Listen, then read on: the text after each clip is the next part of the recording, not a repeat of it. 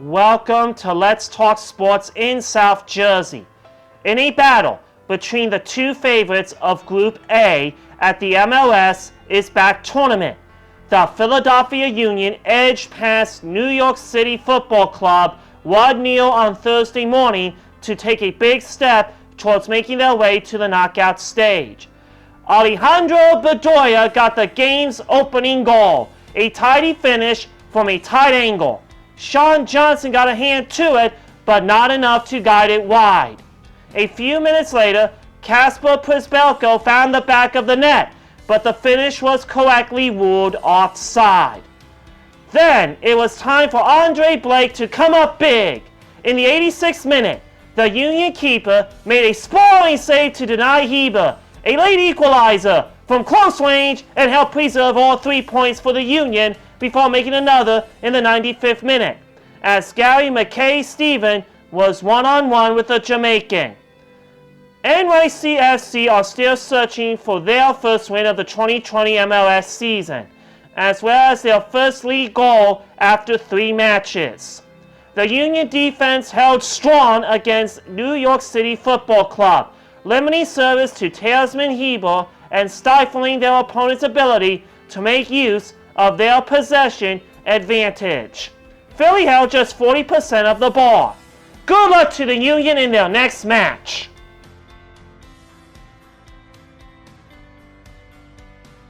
We will now cover everything that happened in the history of sports this week. July 13, 1934, Babe Ruth hit 700th career home run against Detroit. July 14, 1996, Senior Players Championship Men's Golf, TPC of Michigan. Raymond Floyd wins first of 2 event titles by 2 strokes from Hale Irwin. July 15, 1985, Wimbledon Women's Tennis. Charlotte Cooper beats Helen Jackson 7-5, 8-6 for her first of 5 Wimbledon singles titles. July 16, 1987, Don Mattingly hits his 4th Grand Slam of season and ties American League record of homers in 6 straight games, on way to tie Major League record of 8. July 17, 1927, 21st Tour de France. Nicolas France of Luxembourg claims first of 2 consecutive titles by 1 hour, 48 minutes and 21 seconds from Belgian Maurice de Waal. July 18, 1951, Jersey Joe Walcott at 37 becomes oldest to win heavyweight champion.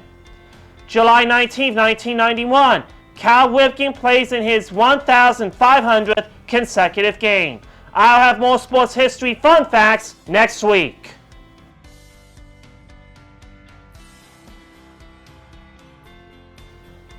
The Eagles penalized DeSean Jackson on Friday for conduct detrimental to the team. Jackson has been fined. In addition to paying the fine, Jackson intends to donate a significant amount to Jewish community efforts. The discipline caps a week of condemnation for his social media posts, which included an anti-Semitic message that he attributed to Adolf Hitler. Jackson spoke with Eagles owner Jeffrey Lurie and general manager Howie Roseman, both of whom are Jewish, on Tuesday, with Lurie expressing deep disappointment in Jackson's post. Shortly after their phone call on Tuesday, Jackson and his representation reached out to a rabbi at Chabad Yon Philly to discuss ways for Jackson to donate to and work with the organization. On Friday, he met with Holocaust survivor Edward Marsberg. Jackson also met with a group fighting against anti-Semitism. New England Patriots wide receiver Julian Edelman, who is Jewish, has invited Jackson to the United States Holocaust Memorial Museum in Washington, D.C. Edelman posted that he and Jackson had spoken. Looks like DeSean is making up for his mistake and will be more considerate of all minorities in the future.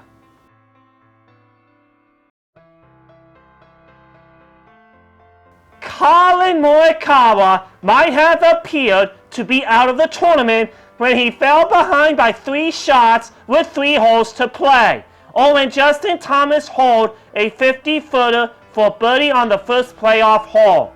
But precise ball striking and clutch putting gave him the title in the first playing of the Workday Charity Open, his second win on the PGA Tour. It was the completion of a final round that included a closing 66, his third round of 6 under or better for the week. He ranked third in both strokes gained approach and strokes gained tee to green, picking up 9.2 strokes on the field on his approach to green stat, including 5.9 strokes on Sunday. Morikawa put the final dagger in on the third playoff hole with his 8-iron to 9 feet from 173 yards.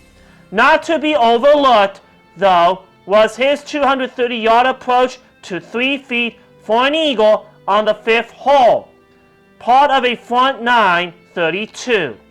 Congratulations to Collin Morikawa for winning Workday Charity Open.